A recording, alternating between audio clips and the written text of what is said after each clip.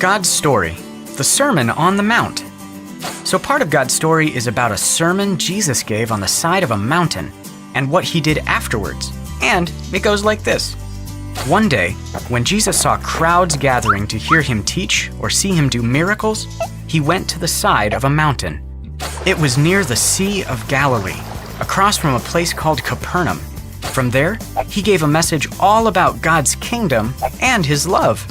We call this message the Sermon on the Mount. Jesus started by explaining who would get blessings or favor from God. He said the most blessed people are those who are poor, sad, or humble. He said God shows favor to people who are just or treat others fairly, and people who are merciful or show love to those who don't deserve it. He said the people who are pure, who bring peace, or who get hurt for doing right will be rewarded for their actions in heaven. In other words, the people who love others, even when it makes them seem weak or unimportant on earth, are like heroes in God's kingdom. Anyway, Jesus went on to explain that when we believe in and follow him, it's our job to show everyone else who he is by loving them. That means going out of our way not only to comfort and help our friends, but also forgive people who hurt us, love our enemies, and give to people in need.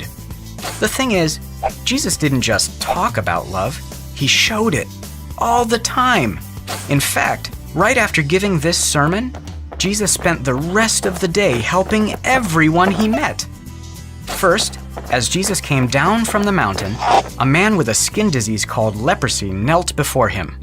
"Lord," the man said, "if you are willing, you can heal me and make me clean." Usually, no one wanted to be around people with leprosy, but Jesus touched him and said, "I am willing, be healed."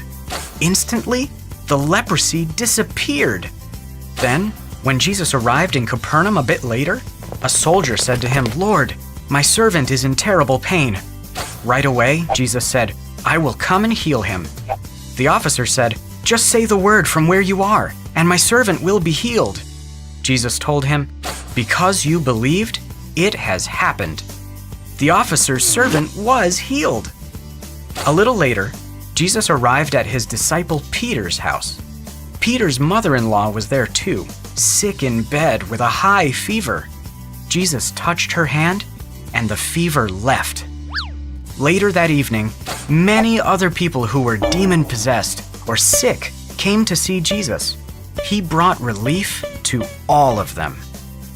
At the end of the day, Jesus got into a boat with his disciples. Suddenly, a fierce storm came out of nowhere. Waves began crashing into the boat. The disciples realized that even though they were in the middle of a giant storm, Jesus was fast asleep. They shouted, "Lord, save us! We're going to drown!" Jesus said, "You of little faith, why are you so afraid?" Then he told the wind and waves to stop. They did. That day, Jesus taught a lot of people how to love and showed them what love looks like.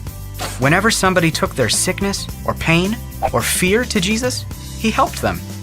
Everybody who met Jesus got to experience his love.